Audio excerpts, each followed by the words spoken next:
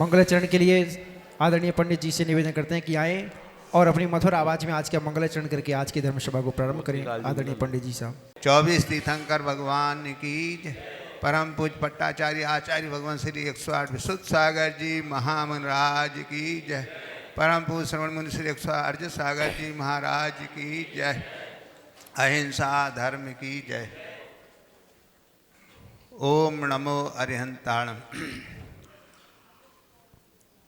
जरा सोच लो समझ लो भैया, ये संयम सुमेरु का भार है। इन कठिन व्रतों का पालना बच्चों का नहीं खिलवाड़ है। जरा सोच लो समझ लो भैया, ये संयम सुमेरु का भार है। इन कठिन व्रतों का पालना बच्चों का नहीं खिलवाड़ है। कोस हजारों पैदल चलना, हाथों से लोचन करना। कोस हजारों पैदल चलना, हाथों से लोचन करना। लेने को निर्दोष आहार और रोज विहार करना। साधुपने में कष्ट अपार हैं, कहो आत्मा तुम्हारी तैयार है। इन कठिन व्रतों का पालना बच्चों का नहीं खिलवाड़ है। सर्दी और गर्मी के सारे कष्ट सामने आएंगे। सर्दी और गर्मी के सारे कष्ट सामने आएंगे। कभी पैर में छाले होंगे, कभी पैर छिल जाएंगे। साधुपने में कष्ट अपार हैं, कहो आत्मा तुम्हारी तैयार है। इन कठिन व्रतों का पालना बच्चों का नहीं खिलवाड़ है। बच्चों का नहीं खिलवाड़ है। यह बोलो परम पूज्य श्रवण मुनि श्री 108 सागर जी महाराज की जय। ओम। चलिए खड़े हो जाएंगे सभी लोग। देखिए पूज्य गुरुदेव का कल यहाँ से मंगल विहार होगा। सभी के मन बहुत भारी हैं, किसी को अच्छा नहीं लग रहा है कि गुरुदेव यहाँ से जाएं, लेकिन कहते हैं कि गुरुदेव बहते हुए पानी हैं, उनको तो जाना ही होता है। तो कल गुरुदेव ने निर्णय लिया है कि हमको 21 तारीख को विहार करना है, तो कल गुरुदेव का मंगल विहार होगा। चलिए बोलेंगे। हे गुरुदेव, आपके चरणों में नमोस्तु नमोस्तु नमोस्तु। हे गुरुदेव, आप अपने अमृतमयी दिव्यमयी पावनमयी वाणी से हम सब के लिए जिन वाणी का रसपान करा के लाभान्वित करें। नमोस्तु गुरुदेव, नमोस्तु गुरुदेव। नमः सिद्धेभ्यः।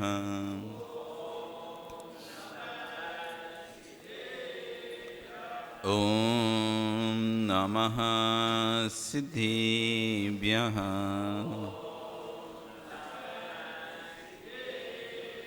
ओम नमः सिद्धेभ्यः।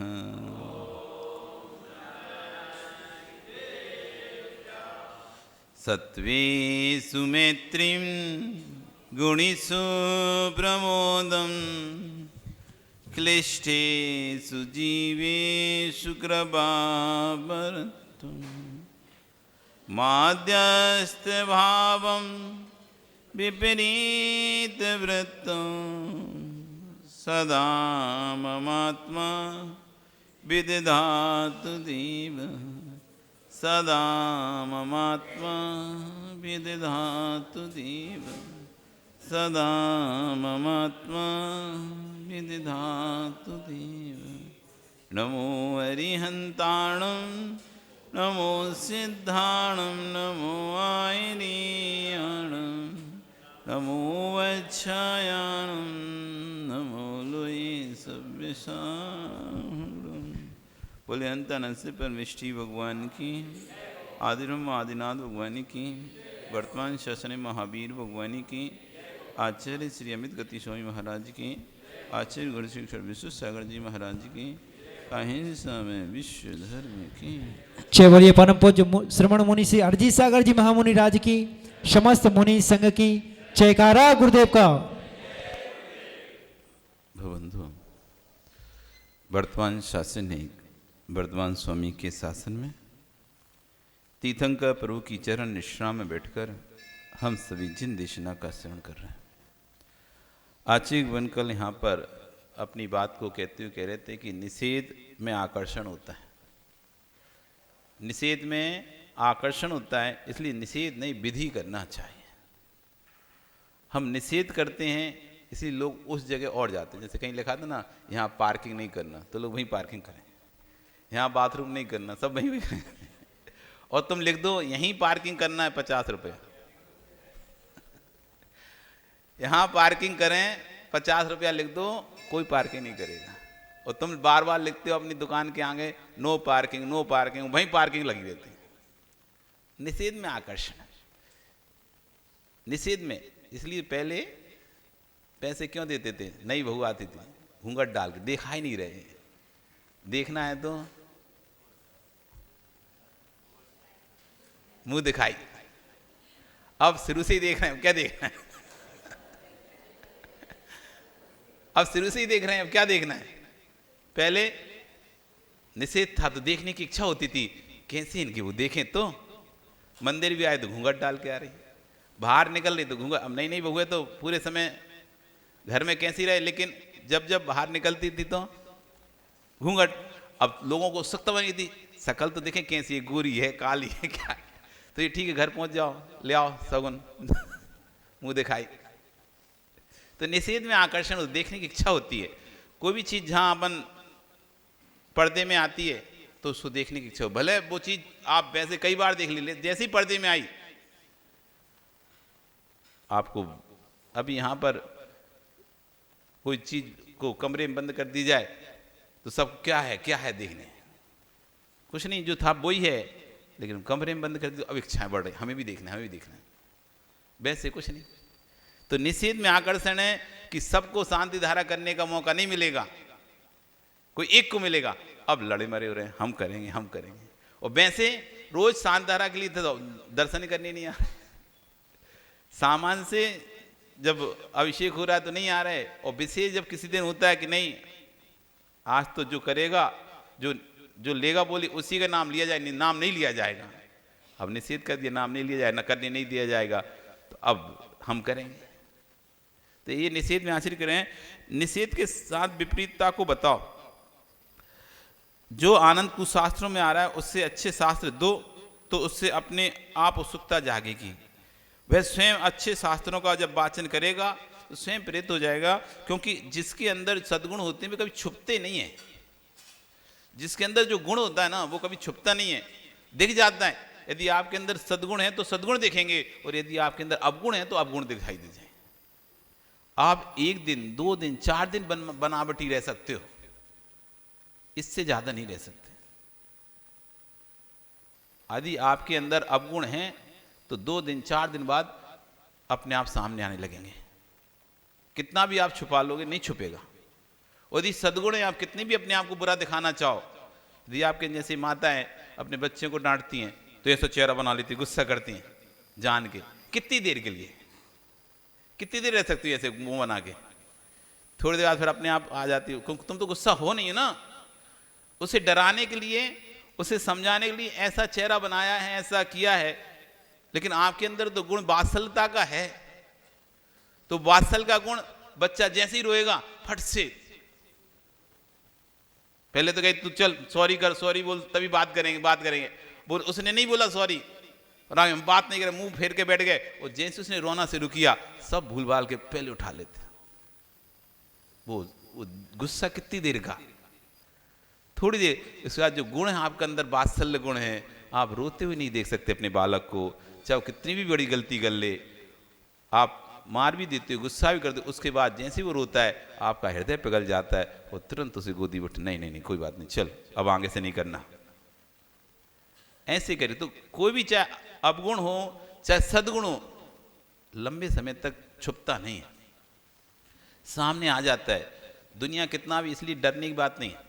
यदि आपके अंदर गुण अच्छे गुण हैं और कोई आपका बुरा ही प्रचार करे और आपको लगे कि मेरा बुरा प्रचार कर रहे हैं लोग, कोई बात नहीं, कुछ दिन बाद अपने आप लोग जब आपको देखेंगे तो अपने आप समझ में जाएगी कि कौन सही कौन गलत।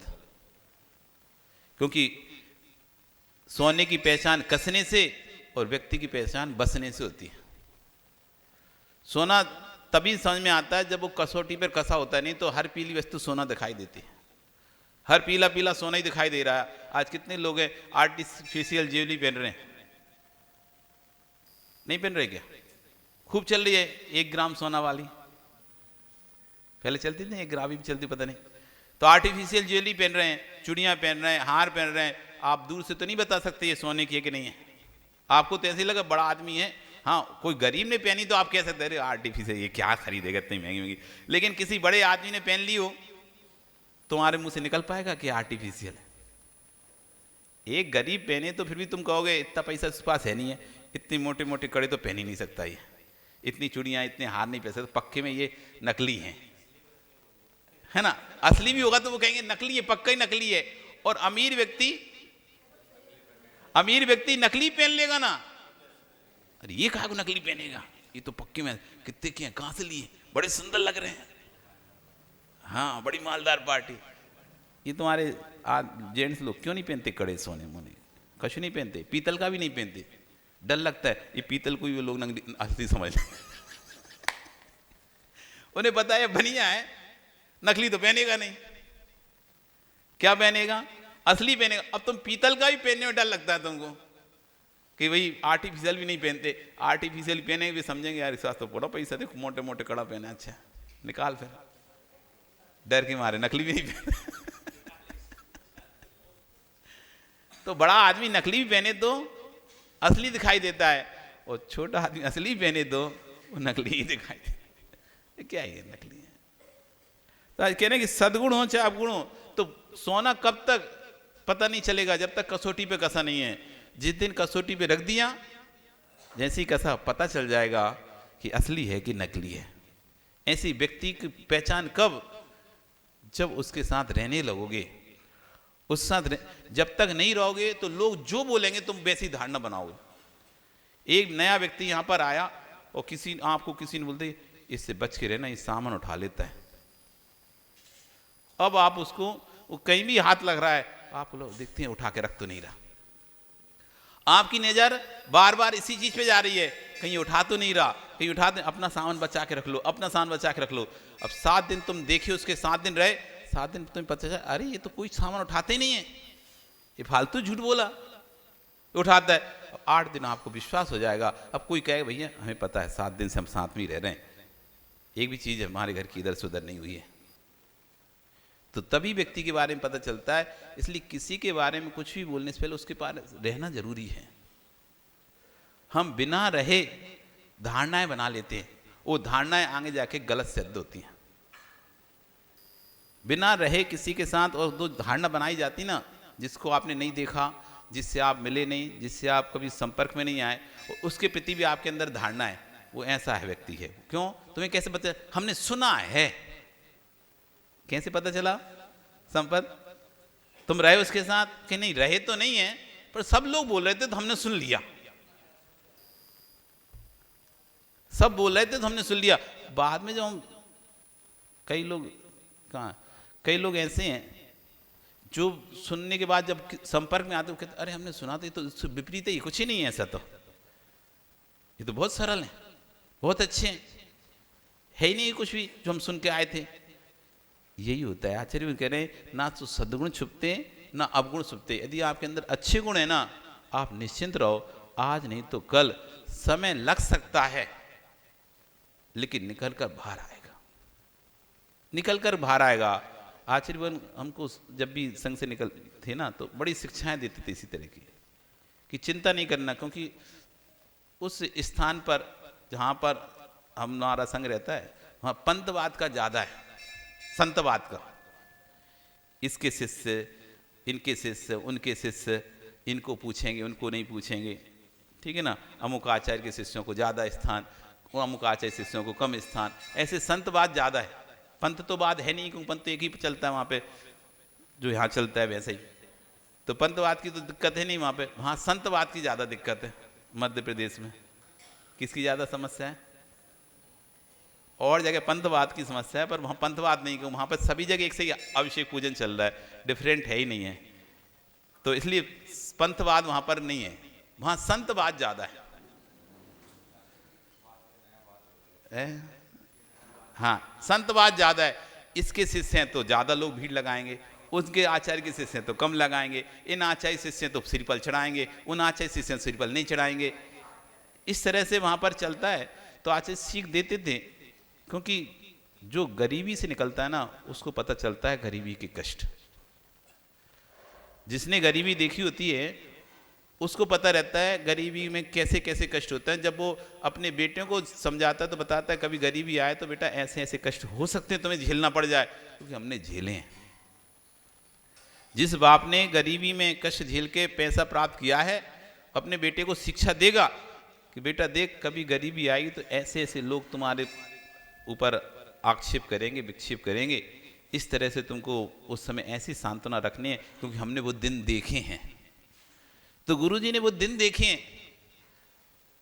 आज गुरुजी का नाम बहुत ऊंचा है। कोई बहुत ऊंचाई पर, ये मत समझना वो शुरू से ही ऊंचाई पर है, उसने नीचा स्थान भी देखा है। और जो नीचे से उठता है ना, वही ऊपर जाता है। ऊपर से उठने वाले ने नीचे का स्थान नहीं देखा, उसे पता नहीं रहता नीचे की कष्ट, संकट, कुछ भी। तो आचार्य ने उस जमीन से उठे, वो जमीन से उस ऊंचाई को प्राप्त किया है।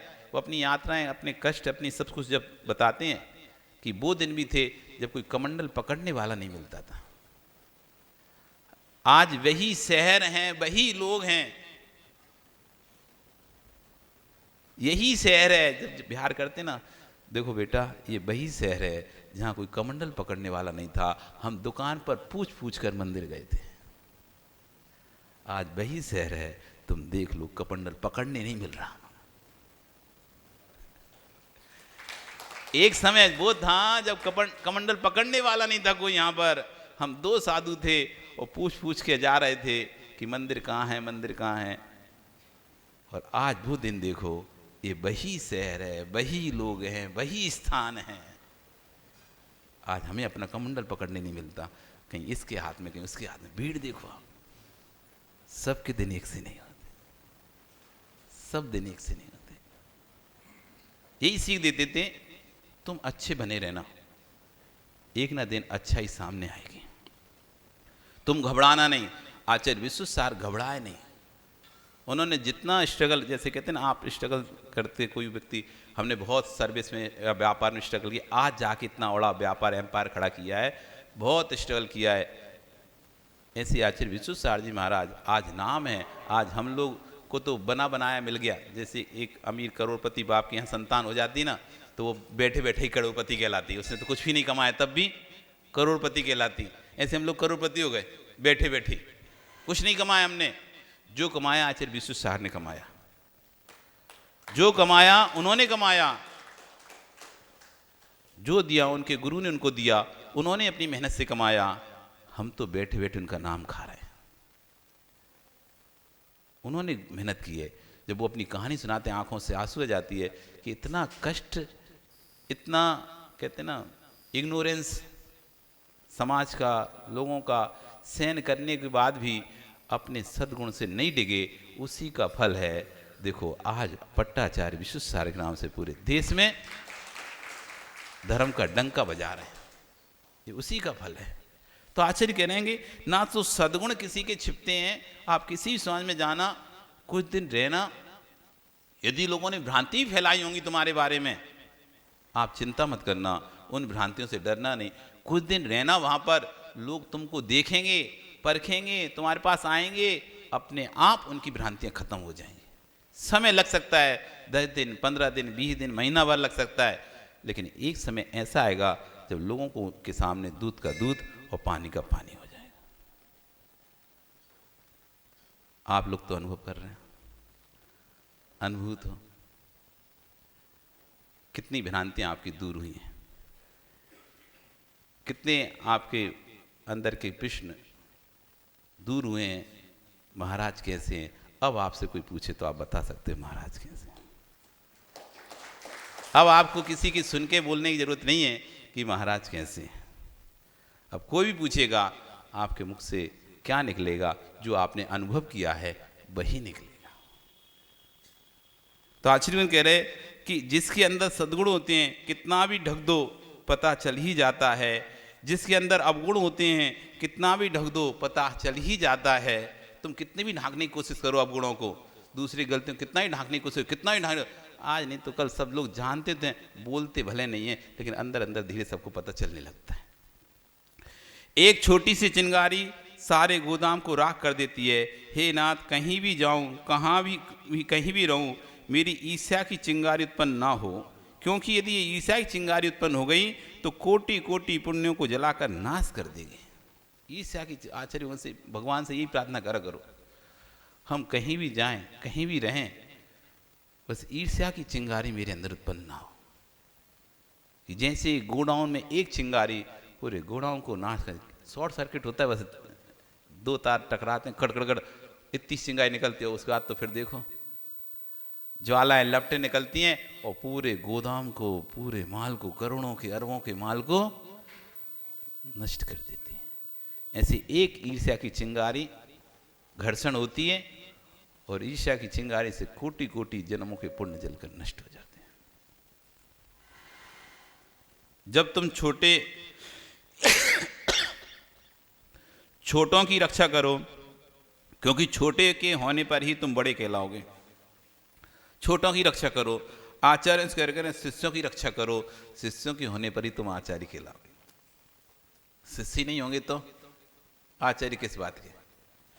जब छोटे ही नहीं होंगे तो तुम्हें बड़ा कौन कहेगा? साधु को, श्रावक को नहीं डांटना चाहिए, आचार्य को, अपने शिष्यों को नहीं डांटना चाहिए, क्योंकि श्रद्धा में चोट पड़ गई तो तीर्थंकर मुद्रा की अवहेलना का पाप का बंद होगा। आचार्य कहते हैं कि आचार्य को भी अपने शिष्यों को नहीं डांटना चाहिए, क्योंकि श्रद्धा में चोट पड़ गई तो ये मुद्रा तो आचार्य की नहीं है ना, ये मुद्रा तीर्थंकर की है। चाहे सामान श्रावक इसकी अवहेलना करें, चाहे कोई इसकी अवहेलना, और भी कोई इसकी अवहेलना करे, तो अवहेलना तो तीर्थंकर की मुद्रा की कहलाएगी। व्यक्तिगत किसी की अर्जित सार की अवहेलना नहीं कहलाएगी। यदि आप हमारी अवहेलना करोगे तो अर्जित सार की अवहेलना नहीं कहलाएगी, वो तीर्थंकर की मुद्रा की अवहेलना कहलाएगी। ये तीर्थंकर की मुद्रा है। ये किसकी मुद्रा है? तीर्थंकर मुद्रा है। इस तीर्थंकर मुद्रा की अवहेलना कहलाएगी। जगत में लोग देवों की सिद्धि के लिए भूतों को पूछते हैं। हे नाथ, सच्चा मुनि सिद्धि के लिए माला नहीं फेरता, पर निर्विकार भाव से पंचपरी की आराधना करता है। 84 लाख मंत्रों का जनक है नमो महामंत्र नमोकार। दिगंबर मुनि बनने से भगवान बनते हैं, दिगंबर मुनि नहीं होगा तो कोई भगवान भी नहीं बनेगा। नमोकार मंत्र ये प्रकट है। अपनी दृष्टि में किसी को बैरी मत समझना। चौथे काल में राग द्वेष किया तो इस पंचम काल में आकर बैठ गए, और अब पंचम काल में करोगे तो नियम से छठे काल जाओगे। पद्म पुराण में लिखा है कि रिद्धिधारी मुनिराज चतुर्मास में भी विहार करते हैं। रिद्धिधारी मुनिराज जो होते हैं वो चतुर्मास में भी विहार करते हैं, क्योंकि आकाश मार्ग से गण में जीव की हिंसा नहीं होती। उनके पास परिवार विश्व संयम होता है, तो जीवों की हिंसा नहीं होती इनकी। एक स्थान पर रुकने से श्रद्धा में कीड़ा लगता है, इसलिए साधु को विहार करते रहना चाहिए। रिद्धिधारी मुनिराज अयोध्या पधारे। अब पद्म पुराण की एक घटना सुना है कि रिद्धिधारी मुनिराज जब अयोध्या पधारे तो मुनिराज को सेठानी ने आहार दिया, और मुनिराज को एक सेठानी आहार दिया। सेठ कुछ समय बाद आया तो सेठानी ने कहा कि कुछ समय पहले आते तो आप भी आहार दे लेते, आप भी आहार दे लेते महाराज को।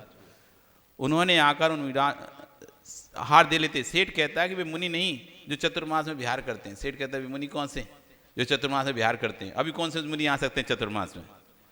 कोई और ही होगा, बहरूपिया। विहार जो चतुर्मास विहार करते मुनि नहीं होते। ऐसा कहकर वह एक आचार्य वहाँ विराजमान थे, उनके पास गया पूछने के लिए। तो वहाँ क्या देखता है कि वो आचार्य उन मुनिराज को नमस्कार कर रहे हैं। वो आचार्य मुनिराज को नमस्कार कर रहे हैं। सेठ ने अपनी आंखों से देखा कि आचार्य मुनिराज को नमस्कार किया है। आचार्य सेठ से तो सेठ आचार्य के पास जाता है, पूछता है आपने नमस्कार क्यों किया? ये तो विहार करके चतुर्मास में आए, इनको तो प्रायश्चित का हकदारी होना चाहिए, और कैसे मुनिराज विहार कर सकते हैं? आचार्य ने सेठ से कहते हैं कि साधु के रूप को आते देखकर जो भी आसन नहीं छोड़ता वह मिथ्या दृष्टि होता है। यदि साधु आपके सामने से निकल रहे हैं और आप अपने आसन पर बैठे हैं तो कह रहे हैं जो आसन नहीं छोड़ता वो मिथ्या दृष्टि होता है। ये रिद्धिधारी मुनि हैं, ये तीर्थ बदना के लिए निकले हैं, इनका नियम है रोज विहार करने का, ये चतुर्मास में भी विहार करते हैं। ये रिद्धिधारी मिजाज है। तीर्थ बंदना से बड़ी है साधु वंदना, हमें बिना जाने किसी के बारे में कुछ नहीं कहना चाहिए। आचार्य समझा रहे हैं उसको कि तीर्थ वंदना से बड़ी है साधु वंदना, हमें बिना जाने किसी के बारे में कुछ भी नहीं कहना चाहिए। यदि कोई सज्जन पुरुष नहीं है तो तीर्थंकर भी क्यों ना आ जावें, उसे समझा नहीं सकते हैं। जैसे बेत के पेड़ पर फूल नहीं लगते हैं, ऐसे मूर्ख को ईश्वर भी ज्ञानी नहीं बना सकते हैं। धर्म को धर्म स्वीकारना, अज्ञान में परमेष्टि की अवहेलना मत कर देना। आचार्य कहते अज्ञानता में ही परमेष्टि की अवहेलना मत कर देना, नहीं तो तीव्र पाप का बंध होगा। मुनि के आने पर द्वार पर कलश लेकर खड़े हो जाना, वे इतने पुण्यवान होते हैं कि उनके पुण्य में रसोई भरपूर हो जाती है। वे नर निशाचर हैं जो साधु को हार दिए बिना स्वयं चरने बैठ जाते हैं। एक माँ अपने बेटे का मन रखने के लिए पड़ोस में मजदूरी करके कटोरी चावल और एक लोटा दूध लेकर आती है और खीर बनाती है, और वह बेटे को खीर नहीं देती है, बोलती है मैं पहले मुनिराज का पड़गान करूँगी फिर तुझे खीर दूँगी। कहानी अकृत पुण्य की है।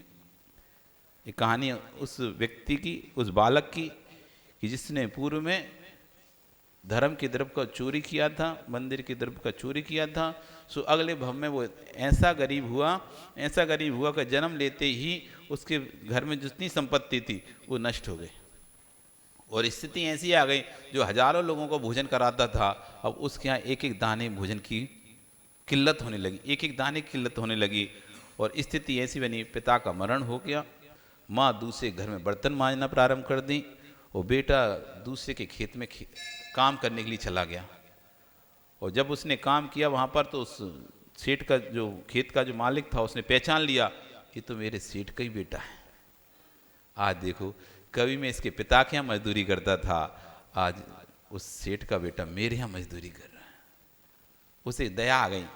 सबको तो गेहूँ वो दे रहा था, ज्वार दे रहा था एक एक मुट्ठी, उसको बोल दिया ले ले तुझे गेहूँ ले ले, उसको पैसा देना चाहे। अब वो समझदार तो था नहीं, उसने कहा सबको जो दे रहा है वही मुझको दो। ठीक है तुम भर लो अपनी पोटली में जितना ज्वार भरना है। तो उसने ज्वार भर ली, लेकिन कहते हैं जब कर में छेद होता है ना तो पोटली में छेद हो जाता है।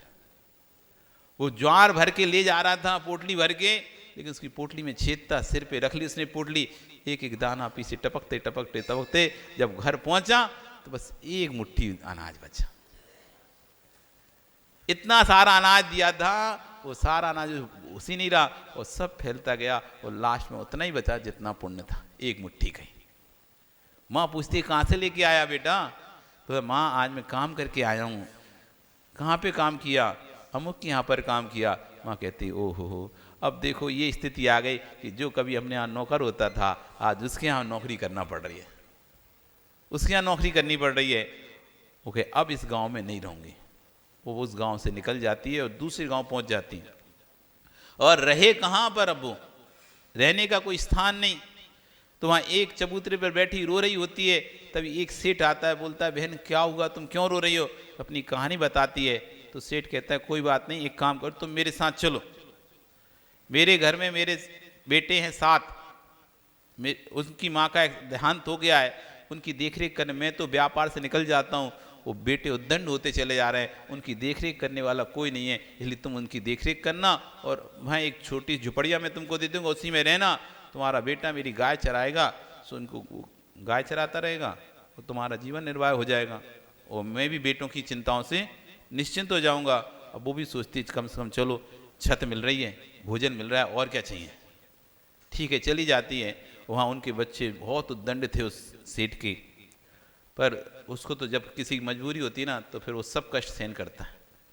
मजबूरी होती तो सब कष्ट है, मजबूरी नहीं होती है, कहते ना जिसको भूख लगती है वो सब भोजन कर लेता है, और जिसको भूख नहीं लगती तो उसे नखरे आते हैं।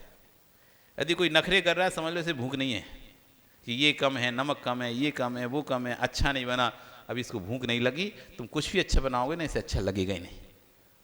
और भूख लगती है ना, आदमी कुछ भी नहीं देखता, फटाफट खा लेता है, जो मिल रहा है वो खा लेता है। नहीं तो कच्चा दिखाई देता है, मोटा दिखाई देता है, पतला दिखाई देता है, जला दिखाई देता है। अभी भूख नहीं, इसलिए सब दिखाई दे रहा है, मोटा, कच्चा, पतला। और भूख होती है तो अब इनसे पूछो, कभी तुमने खाना बनाया अपने हाथ से ललित? स्कूल लाइफ में या कहीं भी किसी भी लाइफ में घर में देवी ना हो तब बनाया हो? और भूख लग रही जोर से, तो तुम्हारी अपनी मोटी रोटी भी जो पत्थर जैसी, वे भी तुम्हें अच्छी लगती हैं। हमने बनाया खाना, तो हमने बनाया, अब भूख लग रही थी, क्या हुआ, हम प्रवचन सुनने गए और प्रवचन सुन के आए तो हमने कहा आचार्य जी ने नमक के बारे में प्रवचन किया, तो हमने नमक छोड़ दिया। आज से नमक का त्याग, मतलब बाजार का जो नमक आता है ना, त्याग। अब घर पहुंचे, जब तक आहार दे के सब करके 12 बजे तक घर तक पहुंचे, जब तक घर में खाना बन के तैयार। और हमने मौसी के पास रहते थे तो उनको बोला कि नमक नहीं खाएंगे आज से। अब वो तो एकदम आग बबूला, इतना नाश्ता खाना सब बने, क्या करेंगे इसका, और क्यों छोड़ा नमक। वो तो थोड़ा सोच चाह रही थी कि हम जाए हम नहीं बनाए खाना, अब तुमको बनाना है तो बना लो, हम तो नहीं बनाएंगे। हमने नमक लाए बाजार से, पीसा, खाना बनाया, 2 बज गया। अब बनाया, रोटी तो बनानी आती नहीं थी, सब्जी तो फिर भी बनानी आती, बना ली। अब रोटी क्या करें, तो ऐसी ऐसी मोटी मोटी बना ली और बना के 2-3 खाई और बाकी की रख दी। शाम को देखी रोटी ऐसी पत्थर जैसे फिर उनको दया आ गई, शाम को फिर उन्होंने बना दिया, ये ठीक है। पर वे अपनी रोटी पत्थर जैसी भी सुबह ऐसे ले जैसे बहुत अच्छी हमने अमृत बनाया, टेढ़ी आड़ी भारत का नक्शा जैसी थी, पर वे ऐसी लग रही जैसे बहुत अमृत। 2 बज गया था ना, भूख तेजी से लग रही थी, तो 2 बज गया था, तो वो भी भूख के समय में वो भी रोटी बहुत अच्छी लग रही थी। और वैसे रोज नखरे होते थे, ये जला दी, ये चिटका लगा दिया, ये ऐसी हो गई, ये मोटी है ये। तो कह रहे जब भूख लगती तो अब वो सहन कर रही थी माँ जैसी उनके उद्दंडों को। एक दिन माँ ने सेठ बोल के गया कि आज खीर बना लेना आप, तो माँ खीर बना रही हैं। इधर उसका बेटा आता है, माँ क्या कर रही हो? तो माँ कहती खीर बना रही हूँ, खीर। तो वो कहता है माँ मैंने कभी खीर नहीं खाई। अब जब जन्म हुआ था तब से तो सारा संपत्ति नष्ट हो गई थी, कहाँ खीर की व्यवस्था होती। तो उसने कहा बेटा कोई बात नहीं माँ, मुझे भी खीर खिलाना है ना। तो बोलती हाँ ठीक है खिला देंगे बाद में जब बचेगी तो। इतने में वो बच्चों ने सुन लिया, हमारी बराबरी करता है, खीर खाएगा हमारे बराबर से, नौकर होके खीर खाएगा। और उस बच्चे को पीटना प्रारंभ कर दिया। माँ बचाती नहीं देंगे खीर, छोड़ दो इसे, छोड़ दो, मैं इसे को खीर नहीं खिलाऊंगी, आपकी बराबरी नहीं करवाऊंगी। लेकिन वो तो पीटना प्रारंभ कर दी। जैसे तैसे उसने माँ ने छुड़ाया। अब बच्चा रो रहा है और पूरे जगह जगह चोट उसको लग चुकी है। अब माँ भी रो रही है, क्या करे। देखो एक दिन वो थे जब हम दुनिया को खीर खिलाते थे, आज खीर के लिए से देखो पिटाई हो रही है। क्या करते, सेठ आया, सेठ ने जब देखा कि क्यों रो रही हो, बच्चे को देखा, क्या किए इन बच्चों ने, क्यों मारा इसे। कुछ नहीं सेठ जी, गरीब के दिन ऐसे ही होते हैं, गरीबी के दिन ऐसे ही होते हैं, एक छोटी सी चीज में भी लोग ताने दे देते हैं। इस बेटे ने खीर क्या बोल दिया, बच्चों ने मार दिया। अब सेठ भी क्या करे, उपद्रवी बच्चे थे, कितना भी समझाएगा। उसके कोई बात नहीं, तुम एक काम करो, दूध ले जाओ, चावल ले जाओ और इसको बना के कमरे में अपने खिला देना, यहाँ तो लोग खाने नहीं देंगे। वो दूध चावल लेकर जाती है, वो खीर तैयार करती है। अब बच्चे को तो चुप कर लिया, खीर खाने मिलेगी, चल चल अब घर में खीर बना के खिलाएंगे। बच्चा तो चुप हो गया। अब बच्चा इंतजार कर रहा है कब खीर बने और कब मैं खाऊं। अब माँ तो जानती थी कि खीर तो जब बनती तो एकदम गर्म होती, उबलती है, खोलती है, और उसी समय किसी ने मुंह में रख ली तो मुंह जल जाएगा। अब खीर को तो ठंडी होने के समय चाहिए। अब वो बच्चे को तो इंतजार ही नहीं हो रहा कि ठंडी कैसे, वो तो खाने के लिए उत्सुक है। उसने कहा अब कैसे इसको रोकें थोड़ी देर के लिए। तो उसने कहा बेटा देख, जब तेरे पापा थे, तेरे पिता थे, तो हम कोई भी घर में भोजन बनाते थे तो पहले मुनियों को देते थे, हार कराते थे, उसके बाद फिर खुद भोजन करते थे। ना जाने कितने समय से अपने मुनियों को पड़गान नहीं किया है, क्योंकि उनके पास कुछ था ही नहीं, तो कैसे पड़गान करते। आज खीर बनाई है तो एक साधु को पड़गान करेंगे, फिर उसके बाद तुझे खीर देंगे। उसे पता साधु तो कोई आने वाला है नहीं, इसी बहाने आधा घंटे का रेस्ट मिल जाएगा तो ये खीर भी ठंडी जाएगी। उसका जब तक मैं पानी लेकर आती हूँ कुएं से, झरने से, तो यहाँ गेट पर बैठ द्वारे पर, और कोई साधु निकले तो उन्हें रोक लेना। पहले अपन उनको खीर खिलाएंगे और फिर खुद खीर खाएंगे। तो बैठा बेटा बैठा है कहाँ पे, द्वारे पर, कि कोई महाराज निकले, साधु निकले तो अपन उनको रोकें और खीर खिलाएं उनको, फिर अपन खुद खाएं। माँ गई, इधर एक मासोबासी साधु महाराज जंगल से विधि लेकर निकले। कोई माँ सिर पर घट लेकर मुझे पड़गान करेगी तो ही मैं आज हार करूंगा, नहीं तो फिर 1 महीने का उपास कर लूंगा। अब वे पूरे नगर में घूम रहे हैं, सब विधि मिल ही नहीं पा रही, सब पड़गान तो कर रहे हैं लेकिन विधि नहीं मिल रही। और आखिरी में अब उनको आखिरी तक जाकर लौटने की स्थिति में आ गए। तभी जिस रास्ते से लौट रहे थे वहाँ उस बच्चे का घर पड़ रहा था। वो बच्चे ने जैसे ही देखा कि महाराज आ रहे हैं बड़ा खुश हो गया, चलो ये भी हो गया, चलो महाराज भी आ गए, अब बढ़िया खीर खाने मिल जाएगी। और जैसे ही महाराज आए तो सामने खड़ा हो गया रोक के, रुको महाराज। ऐसे आप लोग रोक लेते ना, 2-3 दिन पहले रोका था ना, याद है कि नहीं? रुको महाराज, हम नहीं जाने देंगे। तो रुको महाराज। महाराज एकदम सहसा अचानक रुक गए। महाराज मेरी माँ ने खीर बनाई है बढ़िया, हाँ खा के जाना। क्या बोल रहा है महाराज से? माँ ने बढ़िया खीर बनाई है, खा के जाना। महाराज अंदर ही अंदर मुस्कुरा रहे, ऐसे थोड़ी ना रखते हैं, विधि मिलने पर रुकते हैं। जैसे माताएं रोक रही थी हमको, परसों नरसों जब नहीं मिल रही थी तो रोक रही, नहीं जाने नहीं देंगे। हम भी ऐसे, तुम क्या रोकोगी, अब मिलेगी तो रोकेंगे, नहीं तो जाना ही पड़ेगा। तो अंदर ही अंदर मुस्कुराते हैं। और फिर आगे जैसे ही बढ़ने लगते हैं तो बच्चा फिर आगे आ जाता है, नहीं जाने नहीं दूंगा, खीर तो खानी पड़ेगा तुम्हें। अब महाराज फिर आगे बढ़े मुस्कुराते हुए। अब वो बेटा को अब रोना आने लगा। अब महाराज नहीं रुक रहे, उसे रोना आने लगा। वो पैर पकड़ लिए, महाराज जाने तो नहीं दूंगा, खीर तो खाना पड़ेगा, नहीं तो मेरी माँ मुझे खीर नहीं देगी। वो बोले कि तुमने साधु को जाने दिया इसलिए खीर तो तुमको खाना ही पड़ेगा। अब बेटा रो रहा है, पैर पकड़ लिया है। अब महाराज क्या करें, अब ये तो रुक नहीं सकते जब तक नवदा भक्ति ना हो, उनकी तो विधि है, विधि ना मिले तो वो तो अपने नियम में बंधे हुए हैं। अब बेटा रो रहा है, तभी घटना घटती है, माँ भी सामने से पानी भर कर आती है। वो माँ देखती कि बेटा चरणों पड़ा है गुरु के। आश्चर्य उनके भी माताएं धन्य हैं जिनके बालक गुरु के चरणों में हैं। वे माता धिक्कारनी है जिनके बालक मद्रालय में हैं, वेश्यालय में पड़े हैं, किसी औरत के चरणों में पड़े हैं। वे माँ धन्य हैं जिनके बच्चे गुरु के चरणों में पड़े हैं। वो जैसे ही उनको देखती है वो खड़ी, हे स्वामी नमोस्तु नमोस्तु नमोस्तु। महाराज की विधि मिल जाती है। विधि तो यही थी, अंदर प्रवेश, उच्चासन, पाद प्रक्षालन, पूजन होती है। आहार के लिए महाराज खड़े हो जाते हैं। अब महाराज को तो नहीं पता तुमने क्या बनाया और कितना बनाया है। वो सोचती है 3 भाग कर लेती हूँ खीर के, 1 भाग महाराज को दे दूंगी, 1 कटोरा अपने लिए और 1 कटोरा बेटे के लिए। और आहार देना प्रारंभ करती है और 1 कटोरा खाली।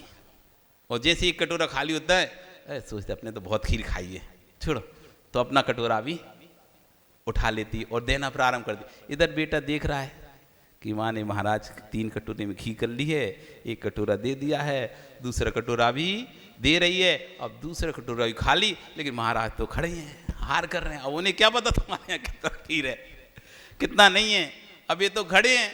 और जैसी अब माँ संकोच करती कि खीर किसके लिए बनाई थी, बेटे के लिए, अब अपना हिस्सा दे दिया, महाराज के लिए जो निकाला था वो भी दे दिया, अब बचा किसका हिस्सा, बेटे का। अब दे कि नहीं दे, खीर तो बेटे के लिए बनाई थी, खीर तो बेटे के लिए बनाई थी। बेटा देख रहा है कि माँ संकुचित हो रही है, तभी वहां पर कहता है बेटा, माँ माँ और दो मेरा हिस्सा भी दो, हम तो फिर खा लेंगे, ये महाराज फिर कब आएंगे। और जैसे ही बोलता है वो माँ अपना दूसरा वो कटोरा उठाती, खीर देती है, तभी अक्षीण महानस रिद्धि वहां पर प्रकट हो जाती है। वो खीर का कटोरा खाली ही नहीं होता। वो महाराज को कितना भी हार देती है, वो महाराज से पूरा हार करके निकल जाते हैं। पंचाश्चर्य, अहो दाता, अहो पात्र, अहो धन्य दाता, धन्य पात्र, रत्नों की वर्षा होने लगती है, पंच आश्चर्य प्रकट हो जाते हैं वहाँ पर। आचार्य कहते हैं सिर्फ ये तीर्थंकर को जन्म होता है तब पंच आश्चर्य प्रकट नहीं होते, तीर्थंकर को कल्याणक होता है तब कल्याणक में नहीं होते, केवल ज्ञान में प्रकट नहीं होते, ये सिर्फ तीर्थंकर के आहार में और रिद्धिधारी मुनिराज के आहार में प्रकट होते हैं। पंच आश्चर्य कहीं प्रकट होते हैं तो उनका एक ही स्थान है, आहार का स्थान। जब विशुद्धि से दाता देता है और विशुद्धि से पात्र लेता है, देने वाला विशुद्ध होता है और लेने वाला विशुद्ध होता है, तो चतुर्थ काल में पंच आश्चर्य प्रकट हो, जहाँ स्वर्ग के देवता आकर अहो धन्य दाता धन्य पात्र अनुमोदना करते हैं, ये पात्र धन्य है, ये दाता धन्य है, ऐसे अनुमोदना करके पंच आश्चर्य करते हैं, गंधोदक वृष्टि करते हैं, पुष्प वृष्टि करते हैं, रत्नों की वृष्टि करते हैं, जयनाद घोष करते हैं। और ऐसे करके जैसे ही अक्षीण मानस रिद्धि प्राप्त हो गई, वो कटोरा खाली नहीं हुआ, महाराज हार कर चले गए, बेटे को भोजन खीर खिला दी, खुद ने खीर खा ली, पूरे पड़ोसियों को खिला दी, पूरे नगर को बुला लिया। लेकिन अक्षीण मानस रिद्धि ऐसी है, उस दिन पूरे दिन रसोई घर में खाली ही नहीं होगा, भरा ही रहेगा उस दिन। ये श्रद्धा का फल है। तो आचार्य में कहने वे पुण्यवान हैं जिनके घर में मुनि के आहार होते हैं, पुण्य से रसोई घर भरपूर हो जाती है। वे नर निशाचर है जो साधु को आहार दिए बिना स्वयं चरने बैठ जाते हैं। एक माँ अपने बेटे का मन रखने की पड़ोस की में मजदूरी करके एक कटोरी चावल और एक लोटा दूध लेकर आती है, खीर बनाती है। वह बेटे को खीर नहीं देती, माँ पानी लेने चली जाती है, बेटा घर में बैठा है खीर को देखता रहता है। जैसे ही वह मुनिराज को देखता है, कहता है महाराज मेरी माँ ने खीर बनाई है, आप नहीं खाओगे तो मुझे खीर नहीं देगी। बेटा साधु के पैर में पड़ जाता है। विधि तो विधि थी, माँ ने जल्दी आकर कहा हे स्वामी नमोस्तु नमोस्तु नमोस्तु। अब मुनिराज वहीं ठहर गए।